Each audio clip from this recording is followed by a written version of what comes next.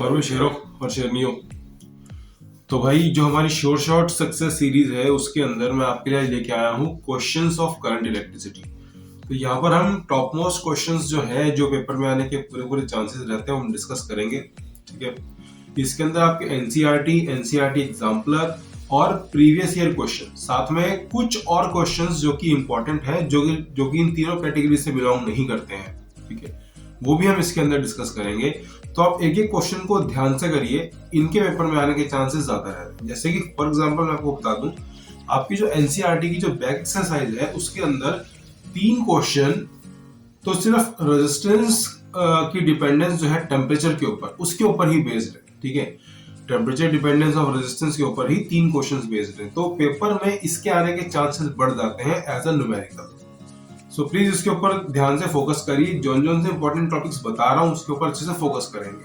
ठीक है, सो स्टूडेंट्स, जो पहला क्वेश्चन मैंने आपके लिए चूज किया है यहाँ पर, that is your back size question of NCERT and is based on the concept of temperature dependence. तो यहाँ पर देखते हैं, इसकी स्टेटमेंट को एक बार समझ लेते हैं। रूम टेम्परेचर पर किसी भी रेजिस्टेंस की जो वैल्यू है वो है 100 ओम। ठीक है, और आपको मेंशन किया गया कि रूम टेम्परेचर आपने 27 डिग्री सेल्सियस यूज करना है।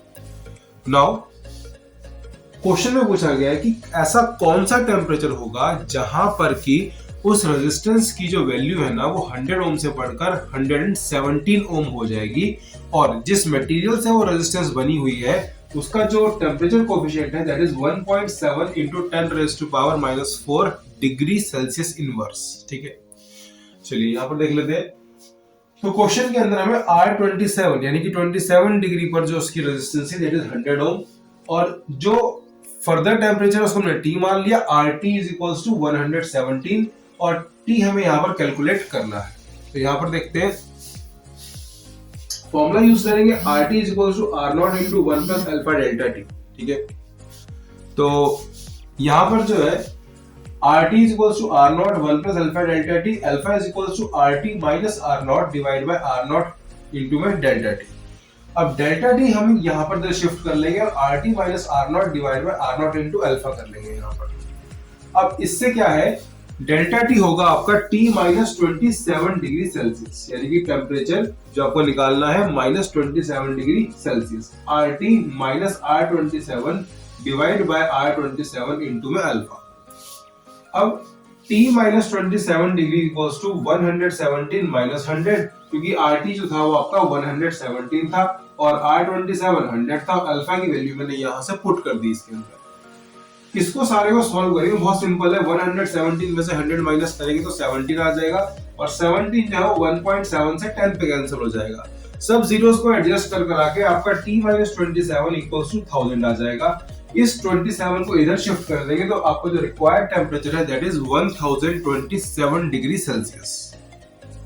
सो 1027 डिग्री सेल्सियस पे जाके इसकी जो रेजिस्टेंस है वो 117 ओम हो जाएगी।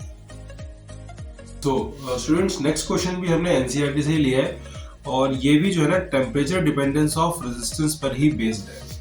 क्वेश्चन को ध्यान से एक बार पढ़ लेते हैं। A silver wire has a resistance of 2.1 ohm at 27.5 degree Celsius, यानी कि एक सिल्वर वायर है जो कि 27.5 डिग्री सेल्सियस पर 2.1 ओम का रेजिस्टेंस शो कर रही है। ठीक है, और यही वायर जो है वो 2.7 ओम शो करती है एट 100 डिग्री सेल्सियस। तो 100 डिग्री सेल्सियस पर जो है ना ये 2.7 ओम बन जाती है, 2.1 से बढ़कर 2.7। तो इस डेटा के बेस पे आपको temperature coefficient of resistance calculate करना है कि अल्फा कितना है सिल्वर के लिए। तो सिंपल सी बात है, alpha is equals to change in resistance upon original resistance upon change in temperature. इसको आप सिंपली ऐसे याद रखिए। अगर ऐसे याद नहीं रख सकते तो सिंपल सा लॉजिक है, RT is equals to R0 1 plus alpha delta T। उसको ट्रांसपोज करके भी यही फॉर्मूला आएगा, और सिंपली याद रखना है तो alpha is equals to change in resistance divided by original resistance divided by change in temperature. So delta R equals delta R divided by R1 into में delta T। तो delta R यहाँ पर क्या बन जाएगा, R2 minus R1, और R1 original resistance और T2 minus T1 temperature। यहाँ पर अगर हम वैल्यूज पुट करें तो 2.7 minus 2.1 divided by 2.1 into में 100 minus 27.5। जिसको भी सॉल्व करके आ जाएगा 0.6 डिवाइड बाय 2.1 इंटू 72.5। अब यहां से इसको कैलकुलेशन को सॉल्व करके आंसर आएगा 0.0037। अब मोस्टली बच्चे इस कैलकुलेशन को छोड़ देंगे। देखिए मैं आपको तरीका बताता हूं इस कैलकुलेशन को करने का। इसको अप्रोक्सीमेटली 2 मान लो, तो यहां से ये 2 जो है ना पॉइंट से इसको 3 पे कट कर देगा, ठीक है। अब 300 जो है, मतलब एक रफ आइडिया दे रहा हूं, जो 300 जो है वो 72.5 से अप्रोक्सीमेटली 4 पे कैंसिल आउट हो जाएगा, ठीक है, बिकॉज 7 इंटू 4 28 होता है और आगे का हिसाब लगा लो, तो ये नियरली 4 पे कैंसिल हो जाएगा। तो आपका जो आंसर आएगा वो डेसिमल से एडजस्ट करने के बाद 0.0039 के आसपास आ जाएगा। स्टूडेंट्स नेक्स्ट क्वेश्चन जो है ये भी आपका एनसीईआरटी से लिया गया है। थोड़ी सी कॉम्प्लेक्स स्टेटमेंट आपको लग रही है, बाकी अंदर से ये क्वेश्चन बिल्कुल आसान सा है, ठीक है, बिल्कुल मेरी तरह। बाहर थोड़ा सा गुंडा टाइप का लगता हूँ, बट अंदर से बहुत ही शरीफ किस्म का बंदा हूँ। तो भाई इसके अंदर कुछ भी मुश्किल नहीं है, तो एक बार स्टेटमेंट को ध्यान से रीड कर लेते हैं। A heating element using nichrome wire या nichrome material is connected to a 230 volt supply, यानी कि निक्रोम वायर का जो एलिमेंट है उसको हमने 230 वोल्ट पे कनेक्ट कर दिया है। It draws an initial current of 3.2 ampere which settles after few seconds to a steady value of 2.8 ampere। यानी कि स्टार्टिंग में इसने 3.2 एम्पियर का करंट ड्रॉ किया था और थोड़ी देर में ये करंट एक स्टेडी वैल्यू के ऊपर सेटअप हो गया जो कि 2.8 एम्पियर है। आपको वो स्टेडी वैल्यू ऑफ टेम्परेचर निकालनी है कि कौन सा वो टेम्परेचर था जिसके ऊपर ये सेटल हो गया 2.8 एम्पियर पर। अगर जो रूम टेम्परेचर स्टार्टिंग में 27 डिग्री सेल्सियस था, यानी स्टार्टिंग टेम्परेचर आपको 27 डिग्री सेल्सियस दिया हुआ है और इस पूरे टेम्परेचर रेंज के ऊपर जो अल्फा की एवरेज वैल्यू है, अभी अल्फा की एवरेज वैल्यू क्यों है, एग्जैक्ट वैल्यू क्यों नहीं है, क्योंकि भाई अल्फा भी टेम्परेचर के साथ चेंज करता है। ये भी एक बहुत इंपॉर्टेंट पॉइंट है एमसीक्यू के लिए कि भाई क्या अल्फा जो है वो कांस्टेंट रहता है? नहीं, अल्फा भी जो है ना वो टेम्परेचर के हिसाब से बदलता रहता है। तो जो एवरेज वैल्यू है इस टेम्परेचर रेंज के ऊपर निक्रोम की, दैट इज 1.7 इंटू 10⁻⁴ पर डिग्री सेल्सियस। तो इस क्वेश्चन को सॉल्व करना बहुत ही आसान है। ध्यान से आप इस स्टेटमेंट को एक बार दोबारा सुनिए, क्योंकि अगर आपको स्टेटमेंट अच्छे समझ में आ गई ना तो आप इसको आराम से कर देंगे। तो चलिए इस क्वेश्चन के सॉल्यूशन के बारे में बात कर लेते हैं। यहाँ पर आपको दो डिफरेंट जो है ना करंट्स दिए गए थे, वहां से आप दो डिफरेंट रेजिस्टेंस निकाल लेंगे, ठीक है। सो R1 की वैल्यू हो जाएगी V/I1 के बराबर और R2 की जो वैल्यू है वो V/I2 के बराबर हो जाएगी। सो R1 comes out to be 230 divided by 3.2 ohm and R2 comes out to be 230 divided by 2.8 ohm। अब यहाँ पर आपने इसको डिवाइड नहीं करना है, इसको ऐसे ही छोड़ देना है। यहाँ पर आपने इसको डिवाइड नहीं करना, ऐसे छोड़ देना है। यहाँ कैलकुलेशन में टाइम वेस्ट करने की जरूरत नहीं है, सबसे एंड में आखिरी स्टेप में ही कैलकुलेशंस करेंगे। सो अल्फा जैसे कि मैंने आपको बताया था कि delta R divide by R1 delta T होता है और डेल्टा T यहाँ से हो जाएगा delta R divide by R1 into alpha. तो भाई इसी फॉर्मूला को प्रोसीड करते हुए जो डेल्टा T है that is T minus 27, because question में रूम टेम्परेचर 27 दिया गया था, और delta R R2 minus R1 हो जाएगा और R1 अल्फा हमने कॉपी कर दिया। अब बारी है सिंपली इनकी वैल्यूज पुट करने की। तो जैसी जैसी वैल्यूज हमने ऊपर कैलकुलेट करी थी वो मैंने यहाँ पर सब्स्टिट्यूट कर दी, और ये जो यहाँ पर T माइनस 27 था, 27 को मैंने इधर ट्रांसपोज करके प्लस में कर दिया ताकि आपका आंसर एक बार में आ जाए। अब भाई ध्यान से देखो, यहाँ से 230 कॉमन निकल के 230 से कैंसिल आउट हो जाएगा, इसलिए मैंने कहा था कि स्टार्टिंग में कैलकुलेशन मत किया करो, एंड में कुछ कैंसिल आउट हो जाता है, ठीक है। अब इसका जो है एलसीएम लेके सॉल्व करेंगे तो ये 1 divide by 2.8 minus 1 by 3.2 divide by 1.3.2 into 1.7 into 10⁻⁴ हो जाएगा। इसका एलसीएम लेके सॉल्व करेंगे तो ये स्टेटमेंट हमारे पास आ जाएगी, क्योंकि 3.2 से 3.2 कैंसिल हो जाएगा। अब अगर आपको इसके आगे कैलकुलेशन करने का टाइम नहीं है, आप यहीं पर इतना आंसर छोड़ दीजिए, आपको यहां तक के पूरे मार्क्स मिलेंगे। अगर ये 3 मार्क्स का क्वेश्चन है तो सिर्फ एक हाफ मार्क्स अगर टीचर का मन करेगा तो काट लेगा, अदरवाइज यहां तक के पूरे 3 नंबर दे देगा। तो आपको आगे कैलकुलेशन पे फोकस करने की जरूरत नहीं है। ये 840 निकालने के लिए अगर आपके पास टाइम है तो आप कैलकुलेट करिए, अदरवाइज इसको छोड़ दीजिए। यहां तक भी आपको हाफ मार्क्स ही कटेगा और 3 में से 2.5 तो मिल ही जाएंगे। सो इस कैलकुलेशन को सॉल्व करके आपके पास आंसर आता है 840 और 840 plus 27 is equal to 867 degree Celsius. So students, जो नेक्स्ट क्वेश्चन है ये भी हमने एनसीईआरटी से ही लिया है और ये क्वेश्चन बहुत बार बोर्ड में रिपीट हो चुका है, तो इसलिए काफी इंपॉर्टेंट क्वेश्चन है। क्वेश्चन बहुत ही सिंपल है, एक लाइन में सॉल्व हो जाएगा। 6 lead acid type secondary cells, each of EMF 2 volt and internal resistance 0.015 ohm are joined in series। तो आपने 6 सेल्स को सीरीज में लगा दिया। हर एक सेल की जो वोल्टेज है वो 2 वोल्ट की है और जो हर एक सेल की इंटरनल रेजिस्टेंस है वो 0.015 ओम की है। And is joined in series to provide supply to a resistance of 8.5 ohm, यानी कि एक रेजिस्टेंस है, लोड है 8.5 ओम का, उसके लिए हमने इसको यूज किया है। ठीक है, आपको बताना है कि what is the current drawn from supply and it's terminal voltage. अब हम इस क्वेश्चन में देखिए, मोस्टली बच्चे इस क्वेश्चन की स्टेटमेंट को पढ़ के छोड़ने की कोशिश करेंगे। ठीक है, ये आपकी आदत होती है कि स्टेटमेंट पढ़ी और छोड़ दिया। नहीं, ऐसा नहीं करना। आपको न्यूमेरिकल के बारे में कुछ भी आइडिया नहीं है, क्या नहीं है, मतलब कुछ नहीं पता क्या फॉर्मूला लगेगा, कैसे लगेगा। एक सिंपल सा काम करिए, जैसा जैसा क्वेश्चन में आपको समझ में आ रहा है ना, वैसा वैसा इसका एक डायग्राम ड्रॉ कर दो। तो भाई एक सबसे पहले 8.5 ओम की एक रेजिस्टेंस ड्रॉ कर दो, इतना तो कर ही सकते हो। ठीक है, इसके साथ 6 सेल लगा दो सीरीज में। अब ये जो 6 सेल आपने लगाए यहाँ पर, इनकी इंटरनल रेजिस्टेंस भी तो सीरीज में आ जाएगी और हम थ्योरी वाले पार्ट में पढ़ चुके हैं कि भाई सीरीज केस के अंदर इंटरनल रेजिस्टेंस डायरेक्टली ऐड हो जाती है। तो यहां पर जो इंटरनल रेजिस्टेंस बनेगी दैट इज 0.015 into 6, इतनी इंटरनल रेजिस्टेंस यहां बन जाएगी। और ये 2 वोल्ट ईच है, तो ये 6 into 2 वोल्ट का ईएमएफ हो जाएगा। इतना भी डायग्राम अगर आप पेपर में बना के आएंगे तो आपको इसके भी मार्क्स मिलेंगे। अभी तो मैंने कोई फॉर्मूला यूज नहीं किया, कुछ यूज नहीं किया। जहां आपको 2 में से 0 मिलने थे, वहां पर आपको कम से कम 2 में से 1 तो मिलेगा। ठीक है, diagram is very important in physics exam. So देखिए, डायग्राम के बारे में हम डिस्कस कर चुके हैं। अब हम बात कर लेते हैं आंसर के बारे में। जब आप में इतना कॉन्फिडेंस आ गया कि आपने डायग्राम बना लिया तो भाई आंसर भी निकाल ही लोगे, कोई दिक्कत वाली बात नहीं है। करंट होता है वोल्टेज अपॉन आर, यानी कि I equals to V by R होता है। अब यहां पर आपको जो टोटल वोल्टेज बनेगी सीरीज के अंदर, टोटल वोल्टेज ऐड होगी, कितनी हो जाएगी 12। ठीक है, और पूरे सर्किट की रेजिस्टेंस कितनी है 8.5 तो इसकी, और साथ में 0.015 into 6 इसकी। तो यहां से NE divide by R plus NR हो जाएगा। 12 डिवाइड बाय 8.5 प्लस 0.09 हो जाएगा। ठीक है, अब इसको सॉल्व करेंगे तो आंसर आ जाएगा 1.4 एम्पियर। जिन बच्चों को यहाँ के बाद टाइम वेस्ट लगता है कि भाई कैलकुलेशन मुझसे नहीं हो पाएगी, फॉर टाइमिंग छोड़ दो, पेपर के एंड में सारी कैलकुलेशन एक साथ कर लेना।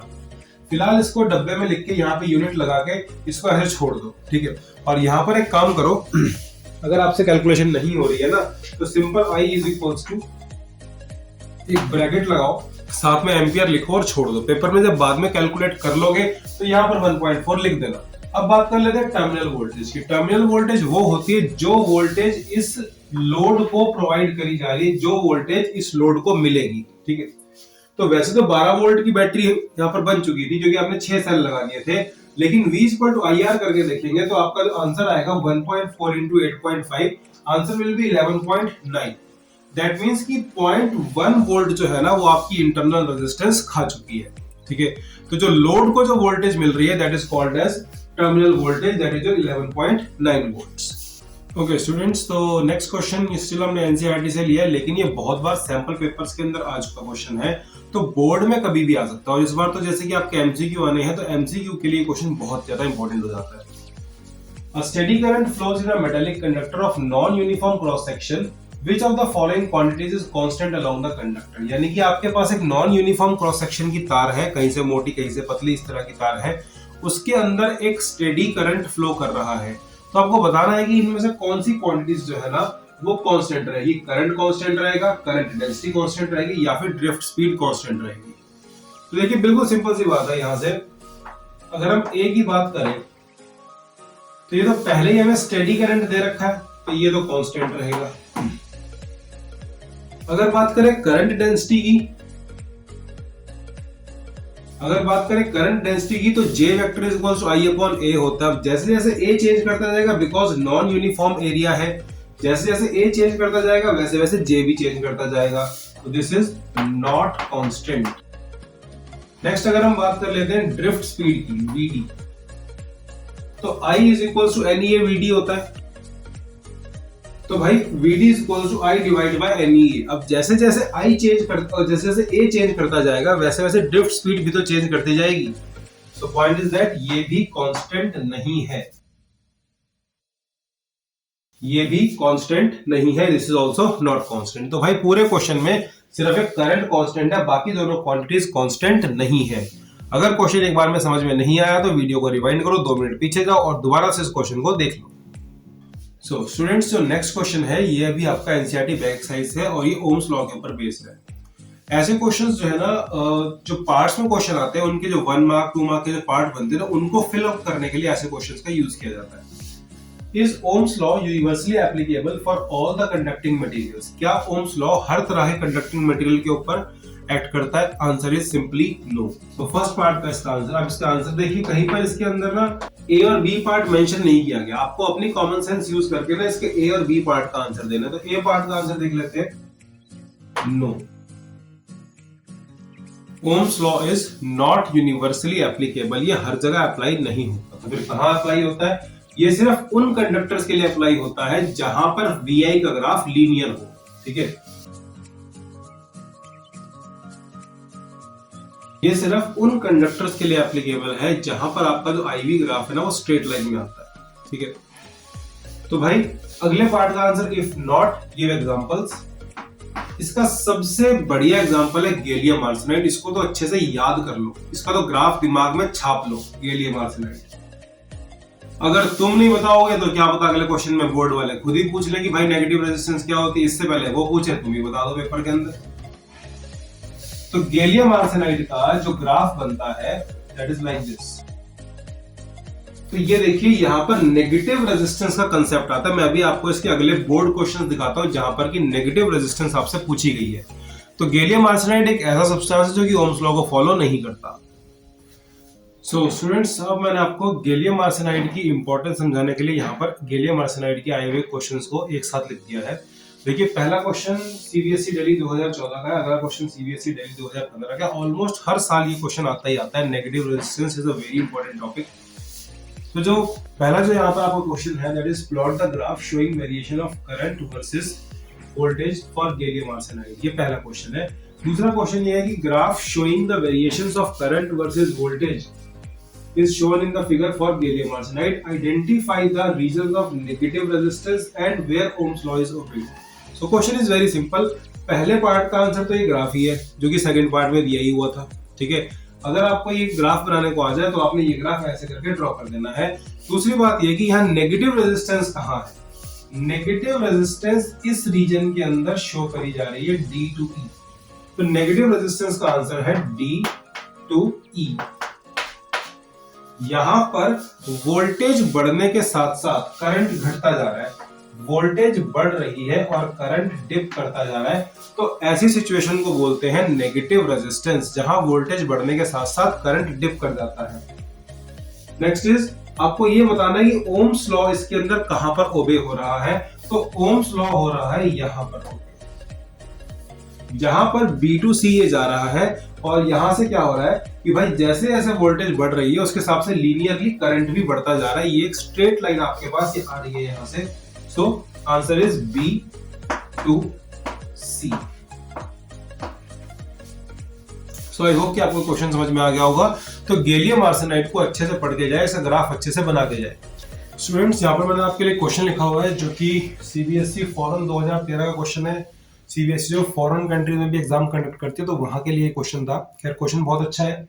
2 materials silicon and copper are cooled from 300 Kelvin to 60 Kelvin. So what will be the effect on their resistivity? So point is that silicon और copper में से एक सेमीकंडक्टर है और एक जो है वो मेटल है, यानी कि कंडक्टर है। तो सेमीकंडक्टर्स की रेजिस्टिविटी टेम्परेचर बढ़ाने पे कम हो जाती है, ठीक है, क्योंकि उसमें इलेक्ट्रॉन होल पेयर ज्यादा जनरेट होने शुरू हो जाते हैं। सो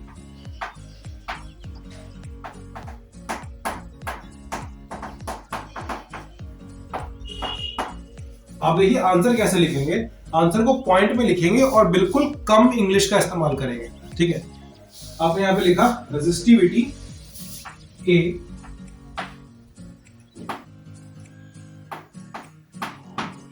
decreases for silicon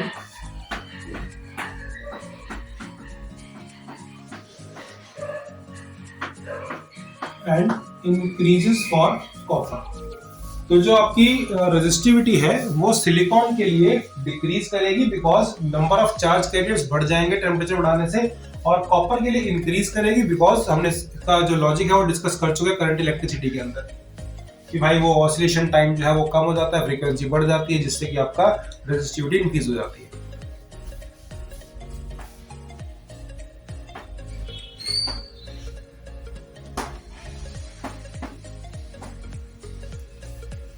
ये जो ग्राफ है इंक्रीजिंग रेजिस्टिविटी का, ये कॉपर के लिए होगा,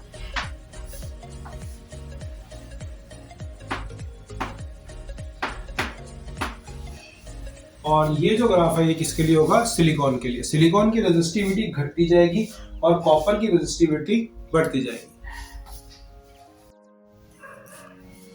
सो स्टूडेंट्स, एक और क्वेश्चन जो है ना ये टेम्परेचर डिपेंडेंस पे। देखिए टेम्परेचर डिपेंडेंस एक बहुत ही इंपॉर्टेंट टॉपिक है, जैसे कि आप देख पा रहे हैं मोस्टली क्वेश्चन उसी पे निकल के आ रहे हैं करंट इलेक्ट्रिसिटी में। तो ये क्वेश्चन सीबीएसई इलाहाबाद 2015 का क्वेश्चन है, और क्वेश्चन क्या स्टेट करता है? The IV graph. देखिए इस चीज को ना बहुत इंपॉर्टेंटली पढ़ेंगे कि ये आईवी ग्राफ है या वीआई ग्राफ है। अगर आईवी ग्राफ है तो उसके लिए चीजें कुछ और होती है, फॉर्मूलाज कुछ और होते हैं, और अगर वीआई ग्राफ है तो उसके लिए चीजें कुछ और होती है, ठीक है। So IV graph for a metallic wire at two different temperatures. यहाँ पर टेम्परेचर की दो डिफरेंट वैल्यूज दी गई है, T1 T2 as shown in the figure. Which one of the two temperatures is lower and why. तो आपको ये बताना है कि दोनों में से कौन सा टेम्परेचर कम है और क्यों है, ठीक है। तो इस क्वेश्चन को एक बार ध्यान से रीड करिए। अब मैं आपको बताऊंगा कि भाई इसका आईवी और वीआई का सिग्निफिकेंस क्या होता है। सो अब इसका सॉल्यूशन देखते हैं। यहां पर देखिए अगर जो आईवी ग्राफ लिखा हुआ है तो उस केस में जो रेजिस्टेंस होती है, और यही अगर यहां पर वीआई ग्राफ होता तो इस बात को ध्यान से नोट करेंगे, अगर यही यहां पर वीआई ग्राफ हो जाता तो ये रेजिस्टेंस डायरेक्टली प्रोपोर्शनल हो जाती स्लोप के। लेकिन फिलहाल यहां पर आईवी ग्राफ है तो जिसकी स्लोप ज्यादा होगी ना उसका रेजिस्टेंस कम हो जाएगी। So let's see, this one is θ1 and this one is θ2. So R is R1 upon R2 is equal to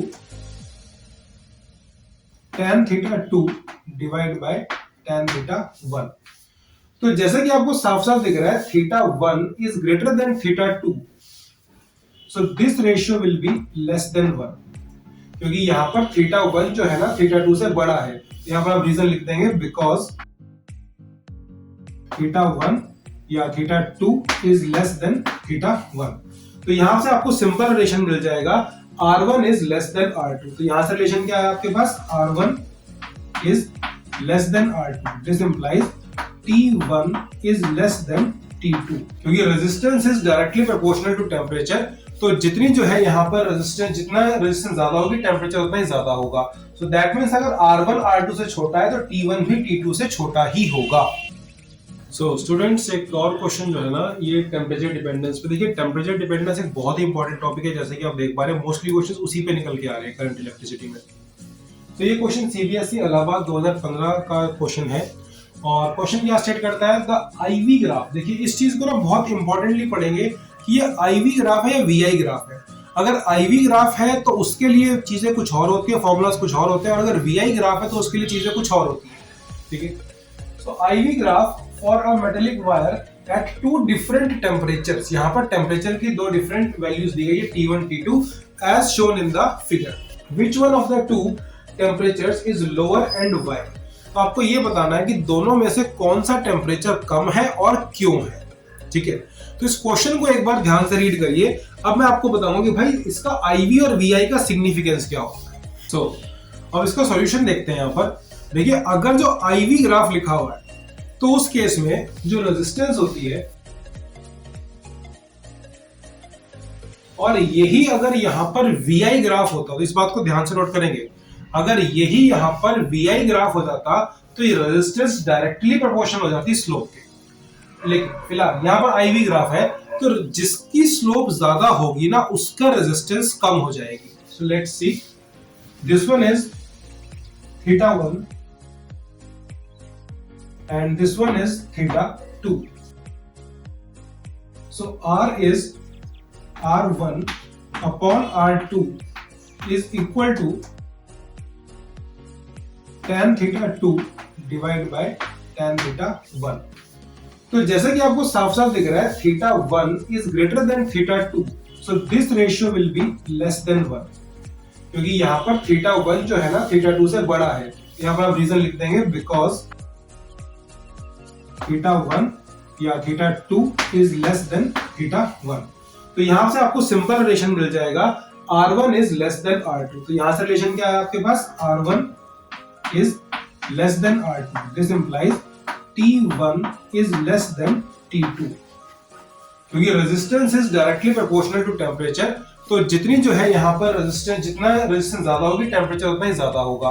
so that means अगर R1 R2 से छोटा है तो T1 भी T2 से छोटा ही होगा। चलिए यहाँ पर स्टार्ट करते हैं। अब देखिए आपने क्या करना है, सिंपल पहले से करंट फ्लो समझना है। इस क्वेश्चन के ऊपर टाइम लगेगा तो प्लीज पेशेंस से इस क्वेश्चन को जो है समझ लीजिए। कोई बात नहीं, बाकी सारे क्वेश्चन मैंने फास्ट फॉरवर्ड में कराए हैं, ये क्वेश्चन थोड़ा टाइम ले लेते हैं, कोई दिक्कत वाली बात नहीं। यहां से करंट जो निकलेगा जब वो निकल के पॉइंट ए पर आएगा, यहां पर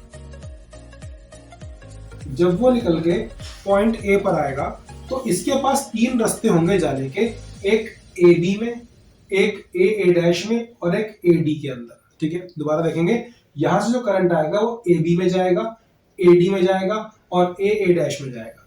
अब आपने आगे ज्यादा दूर की नहीं सोचनी, जहां करंट डिवाइड होना है वो तीनों ब्रांचेस के पास सेम रेजिस्टेंस है, 3 ओम 3 ओम 3 ओम, तो तीनों में करंट बराबर जाएगा। अब बहुत से बच्चे क्या करते हैं, यहां पर I करके ना यहां पर I/3 I/3 I/3 कर देते हैं, जिससे कि क्वेश्चन और ज्यादा कॉम्प्लेक्स हो जाता है। थोड़ा सा स्मार्टनेस यूज करेंगे, यहां से करंट को 3I मान लेंगे। ठीक है, क्योंकि करंट ने बढ़ना है तो यहां से करंट को 3I मान लेंगे। इस वाली ब्रांच में भी I करंट जाएगा, इस वाली ब्रांच में भी I करंट जाएगा और इस वाली ब्रांच में भी I करंट जाएगा। आई होप यहां तक सबको समझ में आ गया होगा। अब जब ये I करंट B पर पहुंचेगा तो इसके पास तो सिर्फ दो रास्ते हैं जाने के, एक तो BC और एक BB', एक BC और एक BB'। ठीक है, अब इनके पास भी बराबर बराबर रेजिस्टेंस है तो ये भी बराबर बढ़ जाएगा। अब यहां पे करंट जाएगा I/2 और यहां पर करंट जाएगा I/2, तो ये करंट जो है ना दोनों ब्रांचेस के अंदर बढ़ जाएगा। सिमिलरली जो I यहां से जा रहा था ये इसके अंदर I/2 और ये इसके अंदर I/2 ऐसे करके बढ़ जाएगा। सिमिलरली जो करंट यहां से जा रहा था D पर, इधर I/2 और जो है इधर से यहां पर भी I/2 हो जाएगा। अब जब यहां से I/2 और यहां से I/2 यहां पर जाके मिलेंगे तो यहां पर फिर से I करंट फ्लो करेगा। सिमिलरली यहां से जो है I/2 यहां से और I/2 यहां से आ रहा तो इसमें भी I/2 प्लस I/2 आई जाएगा और यहां से I/2 और यहां से I/2 जाएगा तो इसमें भी I करंट ही जाएगा। फिर से I plus I plus I मिलके यहां से जो करंट बाहर निकलेगा वो 3I के बराबर होगा। So that's the main point, ये इसका करंट डिस्ट्रीब्यूशन है। So now let's start the solution of first part, यानी कि आपको इसका इक्विवेलेंट रेजिस्टेंस निकालनी है। सबसे पहले इस बात पे ध्यान देंगे कि यहां से मैंने लूप कौन सा डिसाइड की, क्योंकि ये क्वेश्चन काफी लेंथी है तो मैंने पहले पूरा तैयार कर लिया, फिर आपको मैं यहाँ पर समझा रहा हूँ कि A से B, B से C, C से C', C' से E, E से F और फिर F से A। तो हमारा लूप का नाम क्या होगा, A से B, B से C, C से C', C' से E, E से F, F से वापस A पर आ गया। तो इस लूप में चलते हुए जो हमारी डायरेक्शन की तरफ आएगा वो पॉजिटिव, जो हमसे उल्टा आएगा वो नेगेटिव। तो भाई यहाँ पर ऐसे चलते हुए 3 इंटू आई, तो यहाँ पर मैंने 3i पॉजिटिव का ये कर दिया। उसके बाद 3 इंटू आई बाई टू, ये भी हमारी तरफ ही जा रहा है तो पॉजिटिव आएगा 3 इंटू आई बाई टू। फिर ये यहाँ से 3 इंटू आई फिर से हमारी तरफ जा रहा है तो 3 इंटू आई ये कर दिया। और यहां से घूमते हुए जब हम इधर आए तो बैटरी का नेगेटिव पहले आ रहा था तो -10 वोल्ट हमने ये कर दिया। नाउ द पॉइंट इज, इसको सॉल्व करके आपके पास आ जाएगा 7.5 I should be equal to 10, I is equals to 10 divide by 7.5 ampere. बाद में सॉल्व कर लेंगे, फिलहाल इसको आगे चलते हैं। ठीक है, मैंने इसको ऐसे ही छोड़ दिया। अब देखिए, रेजिस्टेंस होता है वोल्टेज अपॉन करंट। अब कई बच्चे गलती कर देते हैं V बाय I करने की, लेकिन पॉइंट इज दैट इस V में से कितना करंट निकल रहा है, 3I। ठीक है, तो इसकी जो रेजिस्टेंस मानी जाएगी वो V डिवाइड बाय 3I हो जाएगी। So 10 divide by 3 into 10 divide by 7.5। Solve करके आंसर आ गया 7.5 by 3 that is equal to 2.5 ohm. यानी कि इस सर्किट की जो इक्विवेलेंट रेजिस्टेंस थी वो कितनी थी, 2.5 ओम। अब चलते हैं इसके नेक्स्ट पार्ट की तरफ, जहां पर आपको डिफरेंट ब्रांचेस के अंदर आपको करंट्स कैलकुलेट करने हैं। So now students, we will move to the second part की कौन सी ब्रांच में कितना करंट था। देखिए, यहाँ पर 3 तरह के करंट है। इस वाली ब्रांच के अंदर 3i करंट है, कुछ ब्रांचेस के अंदर i है और कुछ ब्रांचेस के अंदर i बाय 2 है। थोड़ी सी मेहनत करके, जैसे मैंने यहाँ पे सारी ब्रांचेस के नाम लिख दिए जिसके अंदर i करंट था, और ऐसी ब्रांचेस के नाम लिख दिए जिसके अंदर i बाय 2 करंट था। अब आपकी मेहनत सही है या नहीं ये चेक करने का सिंपल सा तरीका है कि इन सबको ऐड करके 12 आना चाहिए। There should be 6 branches of this and 6 branches of this. ठीक है, तो देख लीजिए यहाँ पर 6 ब्रांचों में करंट आई है, 6 ब्रांचों में करंट आई बाय 2 है, यानी कि हमने पूरी 12 ब्रांचेस का हिसाब दे दिया। अब जो आई की वैल्यू आई थी that was 10 divide by 7.5। Decimal adjust करेंगे तो ये बन जाएगा 100 divide by 75 which is equal to 4/3।